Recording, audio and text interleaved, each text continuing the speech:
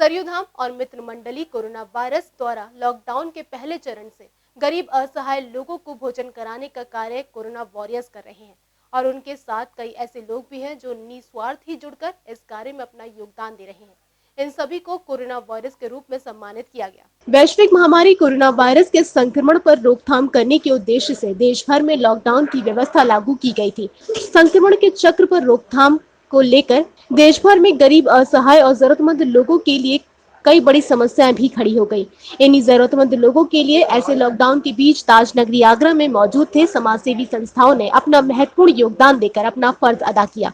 ताज नगरी आगरा में 24 मार्च से शुरू हुए लॉकडाउन की व्यवस्था के बाद से ही गरीब असहाय और जरूरतमंद लोगों को निरंतर भोजन और भोजन से जुड़ी सामग्री का वितरण करने में सरयू धाम और मित्र मंडली कोरोना वॉरियर्स ने अपना पूरा योगदान दिया। इसी क्रम में राकेश चंद्र शुक्ला और उनके सहयोगी साथियों द्वारा लॉकडाउन के प्रथम चरण के अंतिम चरण तक लोगों को भोजन सामग्री पहुंचाने का काम किया। इन समाज सेवियों के सहयोग को सराहने के लिए इनका सम्मान किया गया। हमारी इस तरह से जो कोरोना वायरस के रूप में है यहाँ पे, इनका भी हम मनोबल बढ़ाएं और इनके लिए हम लोगों ने सर्टिफिकेट बनाया हुआ है।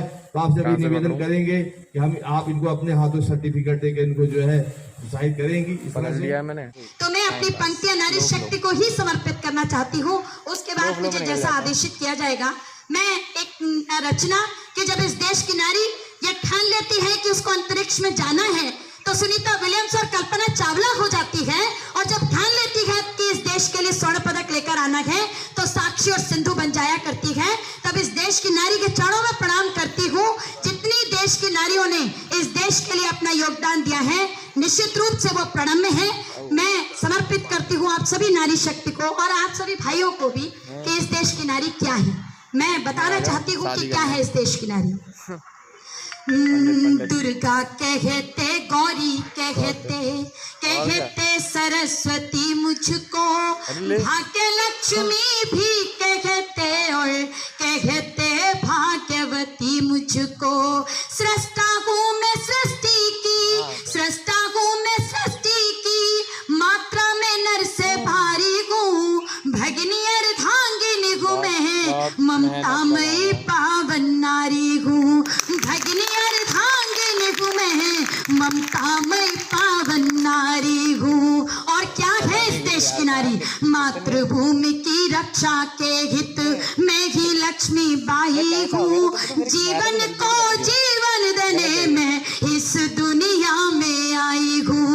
कार्यक्रम के सफल आयोजन को लेकर सरयू धाम और मित्र मंडली कोरोना वॉरियर्स के सभी साथियों द्वारा दिए गए योगदान व उनके सहयोग को लेकर अपर जिला जज और अपर जिलाधिकारी आगरा द्वारा कोरोना वॉरियर्स को प्रतीक चिन्ह देकर सम्मानित किया गया। इसी क्रम में स्वास्थ्य विभाग में पुलिस विभाग और घरों में रहकर उन महिलाओं द्वारा जो के सराहनीय योगदान और सेवा की गई थी। इन्हीं बातों को मद्देनजर रखते हुए मातृ शक्ति महिला को कोरोना वॉरियर्स को भी सम्मानित करने का काम किया गया।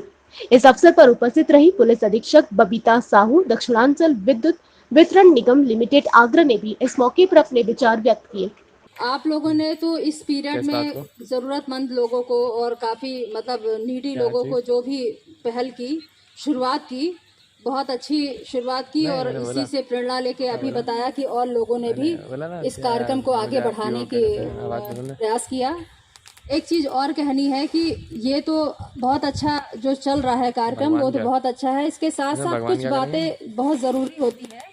जो लोग सोच रहे हैं कि अनलॉकडाउन में जो अनलॉक जो फर्स्ट चल रहा है उसमें हम स्वतंत्र हो गए या फिर अब चीजें समाप्त हो गई, समस्याएं दूर चली गई, ऐसा नहीं है।